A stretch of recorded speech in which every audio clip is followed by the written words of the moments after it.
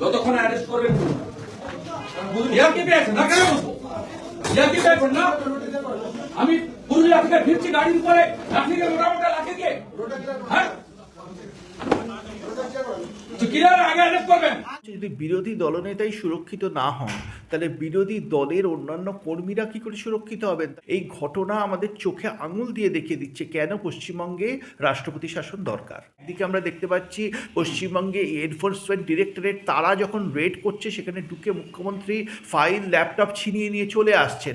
অন্যদিকে আমরা দেখতে পাচ্ছি কোর্টে শুনানি হতে পারছে না, সেখানে ধস্তাধস্তিতে এবং এই মামলার শুনানি পিছিয়ে দিতে হচ্ছে। আর তৃতীয় আমরা দেখতে পাচ্ছি বিরোধী দলের নেতা তিনি আক্রান্ত। এই তিনটে ছবি আমাদের চোখে আঙুল দিয়ে দেখিয়ে দিচ্ছে পশ্চিমবঙ্গে সুস্থ গণতন্ত্র চালানোর মতো পরিস্থিতি নেই। এখানে সামনে নির্বাচন আছে, সেটা মাথায় রেখে রাষ্ট্রপতি শাসন জারি করা উচিত। এটাই তো দুর্ভাগ্যজনক ব্যাপার যে পশ্চিমবঙ্গের পুলিশ কার্যত শাসক দলের একটি অংশের মতো আচরণ করছে, ফলে বিরোধী দলনেতা আক্রান্ত হওয়া মানে হচ্ছে গণতন্ত্র আক্রান্ত।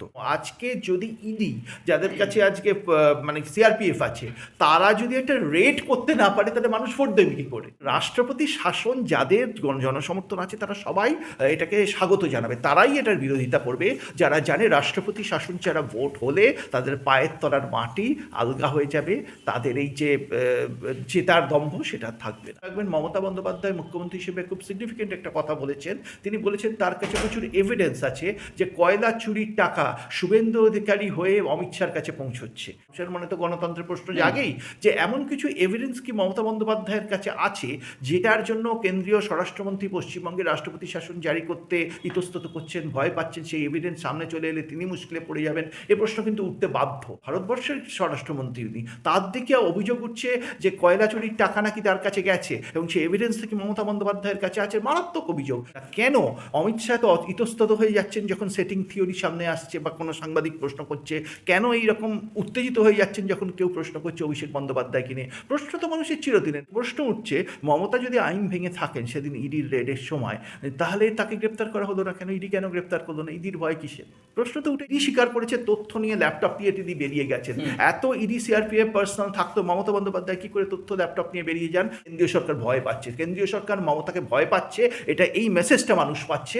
এটা কিন্তু বুমেরাং হয়ে বিজেপির দিকে ফিরে আসবে যদি তারা এখনো ব্যবস্থা না নেয় যখন তাদের বিরোধী দলের নেতা আক্রান্ত হচ্ছে। মানুষের দাবি উঠবে অমিত শাহ যদি পশ্চিমবঙ্গ সরকারকে বরখাস্ত করতে অপারগ হন, যদি তার অন্য কোনো বাধ্যবাধকতা থাকে তিনি পদত্যাগ করুন, যোগী আদিত্যনাথ ভারতের স্বরাষ্ট্রমন্ত্রী হন। বিন্দুর মতো লড়াই যদি বিজেপির অন্যান্য নেতারা করতে পারতেন রাস্তায় নেমে বা কেন্দ্রীয় নেতারা করতে পারতেন তাহলে পশ্চিমবঙ্গের পরিস্থিতিটাই বদলে যেত। মমতা তো সুযোগ দিচ্ছেন কিন্তু সেই সুযোগ সদ্ব্যবহার করতে পারছে না বিরোধী। বর্ডার সিকিউরিটি ফোর্স তারা কেন এই অবৈধ অনুপ্রবেশ আটকাতে পারছে না? অমিত শাহ এক্সপ্রেশন কি দিয়েছেন? পশ্চিমবঙ্গ সরকার জমি দিচ্ছে না বলে তিনি ফেন্সিং করতে পারছেন না। তার জমি নেওয়ার জন্য তারা কি পদক্ষেপ নিয়েছেন? যদি এই 15 বছরে পশ্চিমবঙ্গ সরকারের থেকে তারা জমি নেওয়ার তার ক্ষমতা না থাকে, এইটুকু ক্ষমতা যদি ভারতের স্বরাষ্ট্রমন্ত্রকের না থাকে, তাহলে তো বলতে হয় স্বরাষ্ট্রমন্ত্রক খুব দুর্বল, ইডি খুব দুর্বল, কারণ সেখান থেকে নিয়ে ছিনিয়ে ডেটা নিয়ে মমতা চলে আসছেন। যদি এত দুর্বল স্বরাষ্ট্রমন্ত্রী হন, এত দুর্বল ইডি হয়, এত দুর্বল সিবিআই হয়, তার উপর মানুষ কি করে ভরসা করবে? কিসের ভরসায় মানুষ বিজেপির জন্য লড়াই করবে? মমতার মোকাবিলা করার সাহস যে বিজেপির নেই এটা খুব স্পষ্ট হয়ে যাচ্ছে এখানে। তাহলে কি একটা সত্যিই সেটিং আছে মমতা বন্দ্যোপাধ্যায়ের সাথে অমিত শাহ? প্রশ্নটা উঠেই যাবে। এবং সেই কারণেই কি পশ্চিমবঙ্গে বিজেপি আসতে পারছে না বা আসতে দেওয়া হচ্ছে না বিজেপিকে এত জনসমর্থন সত্ত্বেও? এটা প্রশ্নটা উঠেই যাবে। হয় বিজেপি বাংলা জিতবে, নয়তো অমিত শাহ কেন্দ্রের গদি ছাড়বেন, সেদিকে যায়। স্যার, একদিকে যেখানে মমতা বন্দ্যোপাধ্যায়ের পুলিশ মমতা বন্দ্যোপাধ্যায় যখন ফাইল নিয়ে পালিয়ে যাচ্ছেন তখন তাকে নিরাপত্তা দিচ্ছেন, আর অন্যদিকে বিরোধী দলনেতা শুভেন্দু অধিকারীর কনভয়ে অ্যাটাক হচ্ছে তখন পুলিশ দাঁড়িয়ে দেখছে, এই রাজ্যের পুলিশ। হ্যাঁ, এটা একটা আশঙ্কাজনক পরিস্থিতি গণতন্ত্রের জন্য, কারণ বিরোধী দলনেতার যে মর্যাদা সেটা মুখ্যমন্ত্রীর সমান সম্ভবত। তো সেখানে দাঁড়িয়ে মুখ্যমন্ত্রীকে পুলিশ প্রোটেকশান দিচ্ছে, ঠিক আছে, মুখ্যমন্ত্রীর কথায় পুলিশ চলবে, তিনি প্রশাসনিক প্রধান, সেটা বুঝতে পারি। কিন্তু যদি বিরোধী দলনেতা আক্রান্ত হওয়া মানে হচ্ছে গণতন্ত্র আক্রান্ত।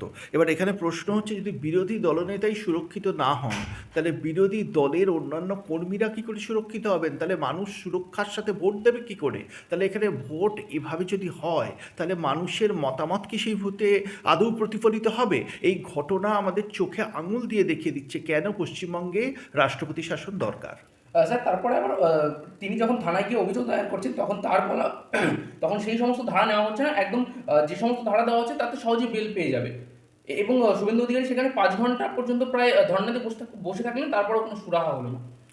না, এটাই তো দুর্ভাগ্যজনক ব্যাপার যে পশ্চিমবঙ্গের পুলিশ কার্যত শাসক দলের একটি অংশের মতো আচরণ করছে, ফলে পুলিশের ওপর মানুষের যে নির্ভরতা সেটা কমে যাচ্ছে, এবং সেখানে দাঁড়িয়ে মানুষ যদি পুলিশের ওপর নির্ভর না করতে পারে তাহলে প্রশাসনের ওপরও নির্ভর করতে পারবে না, এবং সেখানে দাঁড়িয়ে পশ্চিমবঙ্গে কিন্তু আমি বারবার বলছি কেন যে এই বর্তমান পরিস্থিতিতে কেন্দ্রীয় সরকার পশ্চিমবঙ্গে রাষ্ট্রপতি শাসন জারি করছেন না, এটা কারো বোধগম্য হচ্ছে না। একদিকে আমরা দেখতে পাচ্ছি পশ্চিমবঙ্গে এনফোর্সমেন্ট ডিরেক্টরেট তারা যখন রেড করছে সেখানে ঢুকে মুখ্যমন্ত্রী ফাইল ল্যাপটপ ছিনিয়ে নিয়ে চলে আসছেন, অন্যদিকে আমরা দেখতে পাচ্ছি কোর্টে শুনানি হতে পারছে না, সেখানে ধস্তাধস্তিতে এবং এই মামলার শুনানি পিছিয়ে দিতে হচ্ছে। আর তৃতীয় আমরা দেখতে পাচ্ছি বিরোধী দলের নেতা তিনি আক্রান্ত। এই তিনটে ছবি আমাদের একবার চোখে আঙুল দিয়ে দেখিয়ে দিচ্ছে পশ্চিমবঙ্গে সুস্থ গণতন্ত্র চালানোর মতো পরিস্থিতি নেই। এখানে সামনে নির্বাচন আছে, সেটা মাথায় রেখে রাষ্ট্রপতি শাসন জারি করা উচিত, এবং রাষ্ট্রপতি শাসন জারি করে আইনের শাসন প্রতিষ্ঠা করে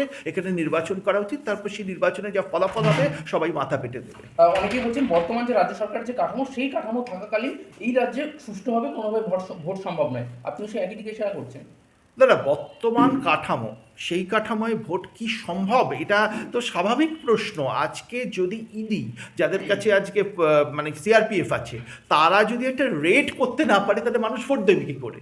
যদি তাদের ফাইল সম্পূর্ণ বেআইনিভাবে মুখ্যমন্ত্রী ছিনিয়ে নিয়ে চলে যেতে পারেন, এখন সেখানে যদি প্রশাসন ব্যবস্থা না নেয়, স্বাভাবিকভাবেই তারা ব্যবস্থা নেবে না, তারা মুখ্যমন্ত্রীর কাছে রিপোর্ট করেন, এবং ইডিও যদি ব্যবস্থা নিতে না পারে এবং তার যদি শুনানি পর্যন্ত না হতে পারে, তাহলে এখানে কী করে স্বাভাবিকভাবে গণতন্ত্র চলবে? কোনো গণতন্ত্রই এখানে চলতে পারে না। তৃণমূলের যদি জনসমর্থন থাকে তাহলে তারা সেই রাষ্ট্রপতি শাসনে ভোট হলেও বিপুল ব্যবধানে জিতে আসবে। যদি তাদের প্রতি গণসমর্থন থাকে, জনসমর্থন, তাহলে তৃণমূলও রাষ্ট্রপতি শাসনকে স্বাগত জানাবে, কারণ তারা জানবে যদি রাষ্ট্রপতি শাসনেও ভোট হয় তাহলে তারাই জিতে আসবে। সুতরাং রাষ্ট্রপতি শাসন যাদের জনসমর্থন আছে তারা সবাই এটাকে স্বাগত জানাবে, তারাই এটার বিরোধিতা করবে যারা জানে রাষ্ট্রপতি শাসন ছাড়া ভোট হলে তাদের পায়ের তলার মাটি আলগা হয়ে যাবে, তাদের এই যে জেতার দম্ভ সেটা থাকবে না। এত কিছু ঘটে গেল রাজ্যে, এরপরেও কিছু হওয়ার বাকি আছে যেটার জন্য কেন্দ্র অপেক্ষা করছে যে এখানে রাষ্ট্রপতি শাসন দরকার।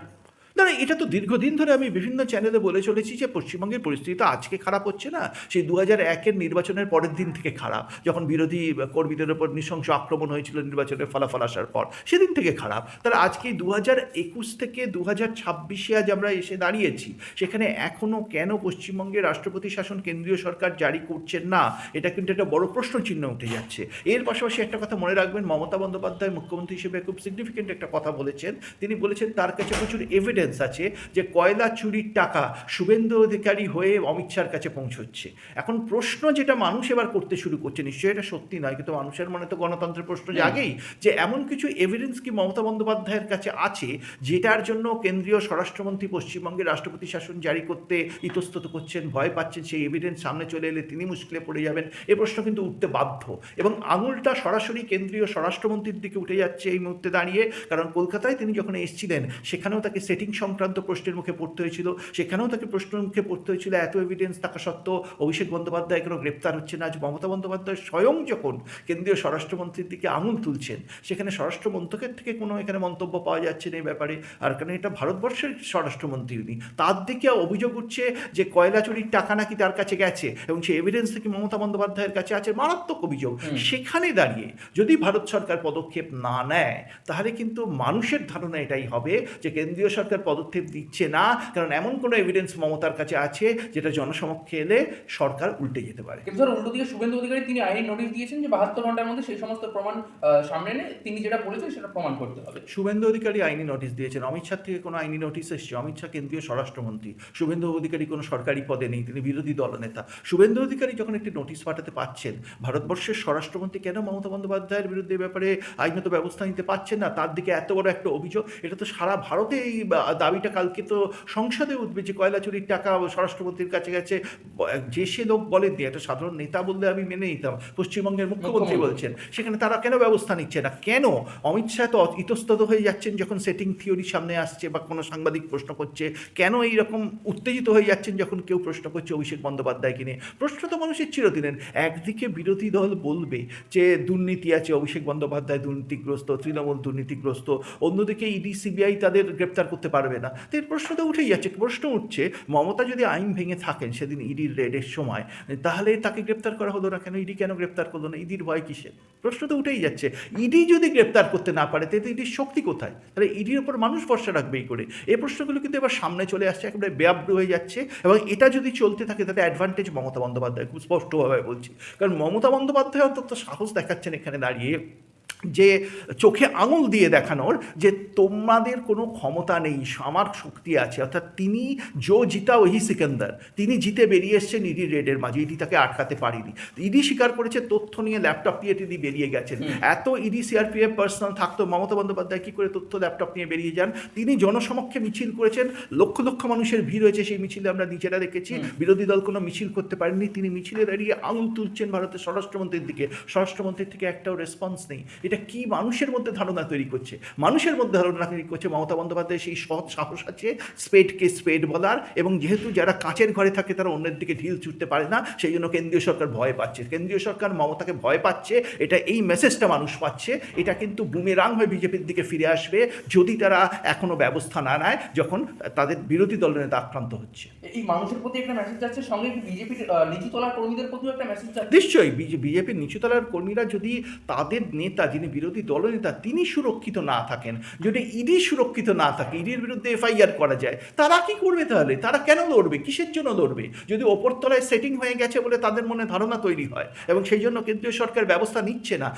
স্বরাষ্ট্রমন্ত্রী যতই রাগ করুন না কেন, যতই উত্তেজিত হন না কেন, হয়তো ভবিষ্যতে কলকাতাতেও আসবেন না, সাংবাদিক সম্মেলন করবেন না এরপর। এবং আমি শুনেছি যে সেই সাংবাদিক সম্মেলনের পর, যেহেতু যারা প্রশ্নকর্তাদের নিয়ন্ত্রণ করা যায়নি, বিজেপির মানে অনেক সংগঠনে পরিবর্তন হয়ে গেছে, অনেক জায়গায় অনেক পরিবর্তন হয়ে গেছে, কারণ তারা কেন নিয়ন্ত্রণ করতে পারেনি সাংবাদিকদের। তো এটা শোনা কথা, সত্যি মিথ্যে জানি না। এই যদি পরিস্থিতি হয়, বিজেপির হয়ে কেন লড়াই করতে নামবে সাধারণ কর্মীরা?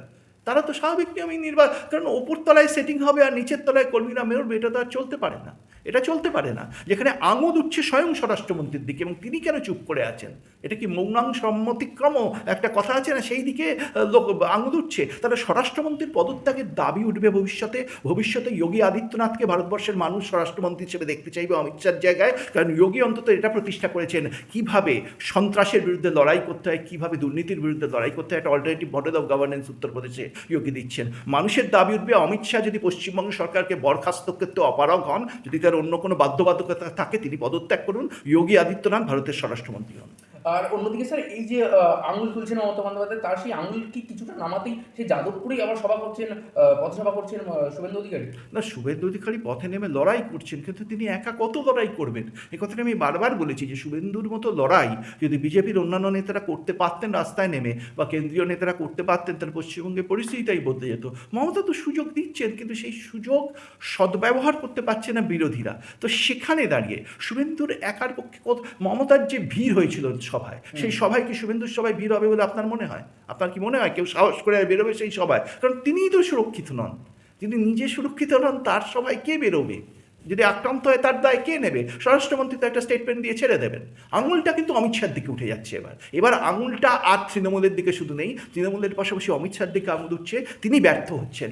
একইভাবে প্রশ্ন যেটা দিলীপ ঘোষ কিছুদিন আগে প্রশ্ন তুলেছেন, দিলীপ ঘোষ তো এখন খুব অপ্রিয় হয়ে গেছেন, যে এই যে অবৈধ অনুপ্রবেশ হচ্ছে, নিশ্চয়ই পশ্চিমবঙ্গ সরকারের দায় আছে, কিন্তু যারা বর্ডার সিকিউরিটি ফোর্স, তারা কেন এই অবৈধ অনুপ্রবেশ আটকাতে পারছেন? অমিত শাহের এক্সপ্রেশন কি দিয়েছেন? পশ্চিমবঙ্গ সরকার জমি দিচ্ছে না বলে তিনি ফেন্সিং করতে পারছেন না। তার জমি নেওয়ার জন্য তারা কি পদক্ষেপ নিয়েছেন? যদি এই 15 বছরে পশ্চিমবঙ্গ সরকারের থেকে তারা জমি নেওয়ার তার ক্ষমতা না থাকে, এইটুকু ক্ষমতা যদি ভারতের স্বরাষ্ট্রমন্ত্রকের না থাকে, তাহলে তো বলতে হয় স্বরাষ্ট্রমন্ত্রক খুব দুর্বল, ইডি খুব দুর্বল, কারণ সেখান থেকে নিয়ে চিনিয়ে ডেটা নিয়ে মমতা চলে আসছেন। যদি এত দুর্বল স্বরাষ্ট্রমন্ত্রী হন, এত দুর্বল ইডি হয়, এত দুর্বল সিবিআই হয়, তার উপর মানুষ কি করে ভরসা করবে? কিসের ভরসায় মানুষ বিজেপির জন্য লড়াই করবে? এই প্রশ্ন কিন্তু বারবার উঠে যাচ্ছে, এবং মমতা বন্দ্যোপাধ্যায় প্রশ্নটা তুলে দিয়েছেন। তিনি যে সাহস দেখিয়েছেন সেখানে দাঁড়িয়ে, সেটা ঠিক হতে পারে, ভুল হতে পারে, নৈতিক হতে পারে, অনৈতিক হতে পারে, কিন্তু একেবারে কাঁচের ঘরে যারা বসে আছেন তারা নিশ্চুপ হয়ে গেছে সেই সাহসের সামনে দাঁড়িয়ে। মমতার মোকাবিলা করার সাহস যে বিজেপির নেই, এটা খুব স্পষ্ট হয়ে যাচ্ছে এখানে দাঁড়িয়ে। তাই আজকে শুভেন্দু অধিকারী একা লড়াই করছেন, স্যালুট জানাই তাকে, কিন্তু একার লড়াইয়ে মমতার মতো জননেত্রীকে হারানো যায় না। এর জন্য একটা সংগঠনের দরকার হয়, এর জন্য সমর্থনের দরকার হয়। মমতা যে সিপিএমকে হারিয়েছিলেন, তার জন্য দিল্লির সমর্থন তার পাশে ছিল। সোনিয়া তখন সমর্থন দিয়েছিলেন কেন?